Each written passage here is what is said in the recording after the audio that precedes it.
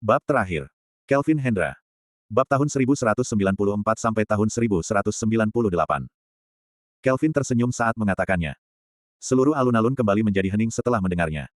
Kelvin, di dunia kultivasi, adalah sosok yang tidak terlalu terkenal.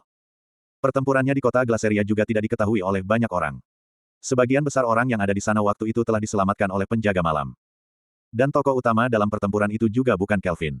Dalam dunia kultivasi, tidak banyak orang yang mengenalnya. Namun, tidak diragukan lagi, setelah peristiwa hari ini, namanya pasti akan melambung tinggi. Semua orang terkejut melihat Kelvin di atas panggung. Dia berdiri di depan Gama sambil tersenyum. Bahkan senyumannya agak meremehkan. Siapa itu Gama Daryana? Dia adalah seorang penguasa di kota Willis, salah satu petinggi penjaga malam, salah satu orang yang sudah berdiri di puncak dunia ini. Sekarang ini, Kelvin malah berani mengancamnya secara terang-terangan dan tidak tahu malu. Dia melakukannya di depan umum, bahkan sampai memberinya dua pilihan. Ini sama seperti menamparkan wajah Gama Daryana di depan semua orang. Gama menatap Kelvin, entah dia sedang merasa senang atau marah. Namun, di atas alun-alun, Nanda Daryana menjadi sangat marah sampai hidungnya hampir miring. Dia adalah Nanda Daryana, putra mahkota, yang sudah berada di tingkat Ningdan saat berusia 52 tahun. Jika dilihat dalam sejarah para kultivator, maka dia termasuk dalam daftar orang-orang penting. Dia adalah orang yang sombong. Tentu saja, dia juga paham bahwa Kelvin sudah berada di tingkat Ningdan. Kelvin mampu mengalahkan bayangan darah. Sebagai salah satu anggota keluarga Daryana, dia juga mendengar berita ini. Namun, Nanda juga merasa bahwa dirinya sanggup mengalahkan bayangan darah. Lagi pula, Kelvin memiliki longevity mantra dan pedang ungu petir. Dia juga punya kartu as di tangannya. Jadi, apa kau pikir sanggup membunuhku? Nanda tertawa dingin. Membunuhmu sama mudahnya seperti membunuh anjing. Kata Kelvin dengan nada meremehkan. Nanda merasa sangat kesal. Di tubuhnya, aura dahsyat mulai menyeruak. Di atas, Gama melirik Agung dan berkata, Agung, dia adalah cucunya Robin Hendra, kan? Dia telah mencampuri urusanku dan keluarga Lily. Ini tidak bisa dibiarkan. Agung duduk di sana dan tersenyum, lantas berkata, apa ancaman dari keluarga kalian juga bisa dibenarkan? Terutama perbuatan Juju padaku sebelumnya. Gama menatap Kelvin dan berkata, cucunya Robin Hendra. Siapa sangka, ternyata kau sangat berani. Dalam satu ucapan ini, dia langsung membuka identitas Kelvin. Dalam sekejap, semua mata langsung tertuju pada Kelvin. Suara diskusi pun kembali muncul di alun-alun. Cucunya seorang alkemis Robin Hendra. Pantas saja dia sangat berani. Tapi, zaman sudah berubah. Robin Hendra sudah menghilang sejak beberapa tahun yang lalu. Bahkan sekarang, mungkin dia sudah mati. Jangan lupa, Robin Hendra dan Parlan adalah teman baik. Mungkin anak muda ini didukung oleh Parlan. Suara diskusi menjadi semakin ramai. Gama menatap Kelvin dan berkata, Robin Hendra juga salah satu sahabat baikku.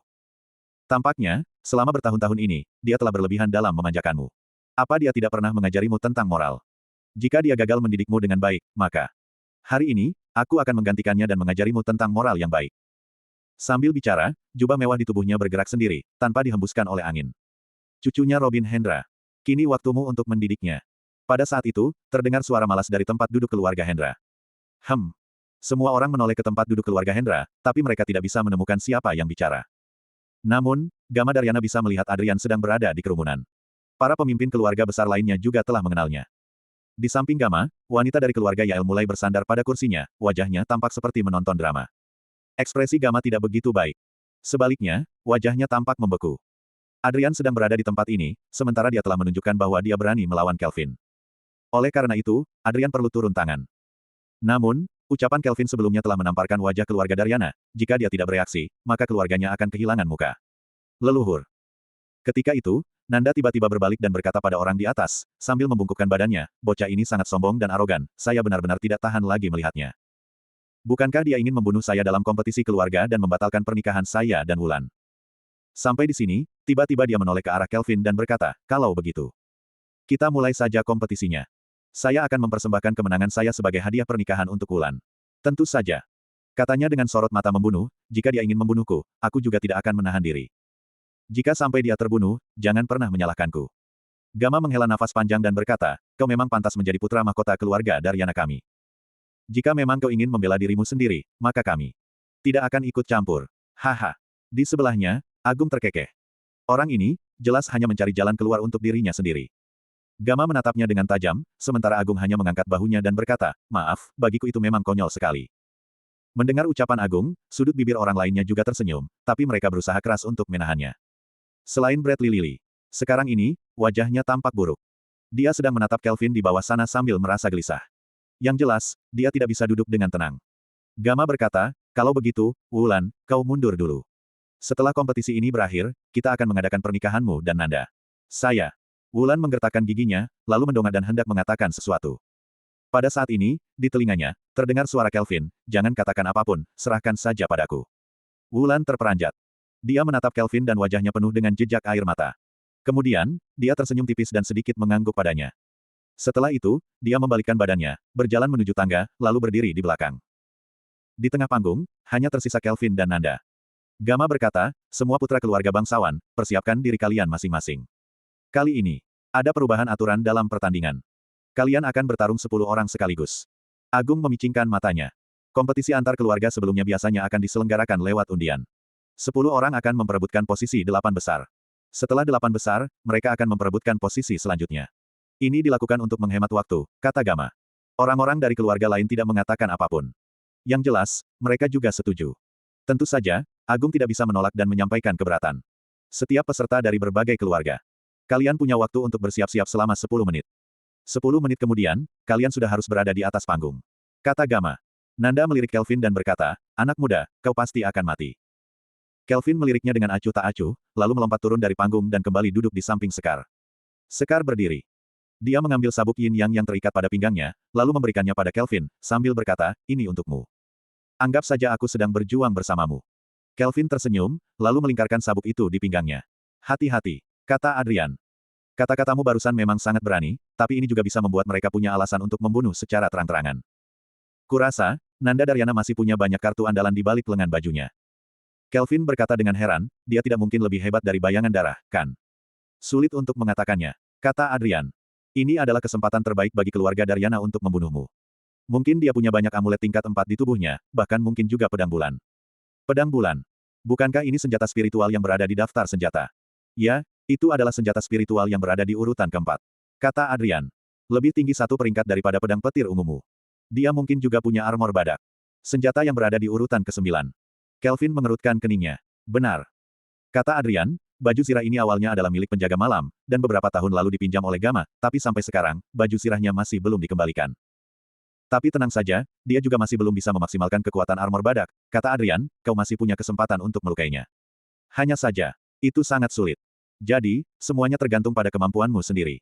Jika nanti aku melihatmu hampir mati, aku akan turun tangan. Apa kau pikir aku akan kalah? Tanya Kelvin dengan heran. Adrian tidak banyak bicara. Namun, Kelvin merasa sedikit berat dalam hatinya. Dia harus mengakui bahwa pertempuran ini lebih sulit daripada yang dibayangkan sebelumnya. Keluarga di puncak dunia kultivasi ini memang punya latar belakang yang mengerikan. Jika Nanda Daryana benar-benar punya 2 senjata spiritual tingkat tinggi, mungkin Kelvin akan mendapatkan beberapa masalah. Tidak perlu khawatir. Kata Sekar, kau juga membawa 2 senjata spiritual berkualitas tinggi. Kan? Jika kau mengalirkan energi spiritualmu pada sabuk yin yang, kau juga bisa memanfaatkan beberapa kekuatannya. Kelvin mengangguk. Dia berpikir sejenak dan bertanya, oh ya, jika aku ingin membunuhnya, apa Gama akan turun tangan? Aku akan membantumu untuk menghentikannya, kata Adrian. Bagus. Kelvin menghembuskan nafas lega. Meski dia merasa bahwa pertempuran ini jauh lebih sulit dari yang dibayangkan sebelumnya, tapi dia masih merasa percaya diri. Waktunya sudah tiba. Kata Gama, peserta dari setiap keluarga. Silahkan naik ke panggung. Nanda melompat dan berdiri, menjadi peserta pertama yang naik ke panggung. Selanjutnya, satu persatu orang mulai melompat naik. Kota Wilis diselimuti oleh formasi dilarang terbang. Jadi, di tempat ini, tidak ada seorang pun yang terbang dengan pedang. Kelvin melirik Tatsuya di depan sana. Ketika itu, ekspresi Tatsuya terlihat sangat kompleks. Dia menggelengkan kepala dan berkata, semoga kau beruntung. Kelvin mengangguk, dia juga melompat ke atas. Dari 9 orang lainnya, di sana ada 7 pria dan 2 wanita. Selain Nanda, semua orang sudah berada di tingkat roh. Panggung itu seperti lapangan yang sangat luas.